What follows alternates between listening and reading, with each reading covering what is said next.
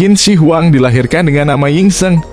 Juga dipanggil Shi Huangdi yang artinya adalah Kaisar pertama, adalah raja dari Tiongkok dari 247 sebelum Masehi hingga 221 sebelum Masehi yang mempersatukan Tiongkok.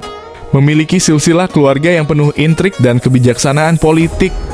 Ayahnya Raja Xuanxiang dan ibunya Ratu Zhao memainkan peran penting dalam membimbingnya ke takhta. Adik kandungnya, Fusu, memberikan nasihat bijak, namun tragisnya diasingkan dan dieksekusi.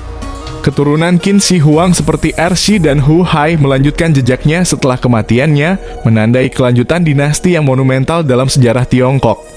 Sebelum kita mulai, jangan lupa subscribe, komen, like, dan nyalakan notifikasinya. Oke, gas.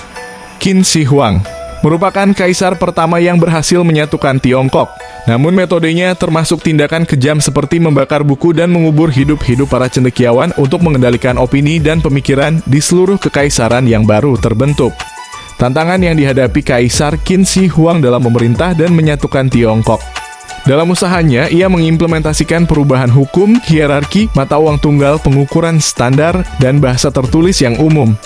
Proyek raksasa pembangunan jaringan jalan raya juga menjadi bagian dari strateginya untuk mengontrol wilayah kekaisarannya yang luas. Tugas pejabat kaisar adalah menerapkan hukum ketat untuk menyatukan kekaisaran dan menjaga ketertiban.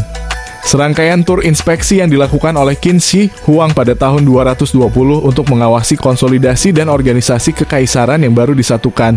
Selama perjalanan, sang kaisar melakukan pengorbanan di tempat-tempat suci dan mendirikan batu dengan prasasti ritual untuk memuji pencapaiannya dalam menyatukan kekaisaran. Selain itu, motif perjalanan tersebut melibatkan minat Qin Shi Huang pada sihir, alkimia, dan pencarian ramuan keabadian meskipun beberapa ekspedisi ke pulau-pulau di Laut Timur mengalami kegagalan. Cendekiawan Konfusius mengutuk keras aktivitas perdukunan yang dilakukan oleh kaisar. Kontroversi antara Qin Shi Huang dan cendekiawan Konfusius yang menyarankan kembali ke tatanan feodal lama. Mengikuti saran penasihatnya Li Si, kaisar memerintahkan pembakaran sebagian besar buku lama untuk menghindari perbandingan dengan masa lalu. Buku-buku yang selamat hanya berkaitan dengan astrologi, pertanian, kesehatan, ramalan, dan sejarah negara bagian Qin. Puncak perselisihan terjadi dengan pembakaran buku-buku terkenal pada tahun 213 atas saran Li Si yang menyebabkan kekejaman dan upaya mengendalikan pikiran rakyat. Tujuan pembakaran buku adalah merampas pengetahuan rakyat dan menekan filosofi yang bertentangan dengan legalisme. Pertentangan berkelanjutan antara Qin Shi Huang dan cendekiawan Konfusius yang mengkritik pemerintahan pusat dan menyerukan akhir tirani intelektual kekaisaran. Kekerasan terhadap kritik terhadap kaisar membuat banyak cendekiawan tidak menyukainya. Kaisar bahkan melakukan tindakan brutal seperti mengubur hidup-hidup sarjana Konfusius.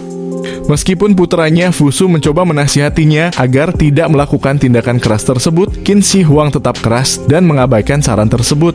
Akhirnya, pemerintahan Qin Shi Huang diwarnai oleh ketidakpercayaan dan beberapa upaya pembunuhan yang hampir berhasil. Meski kontroversial, kebijakan dan tindakan kejamnya berdampak signifikan pada pembentukan Tiongkok dan warisannya masih terasa hingga zaman modern, terutama melalui struktur seperti tembok besar Tiongkok.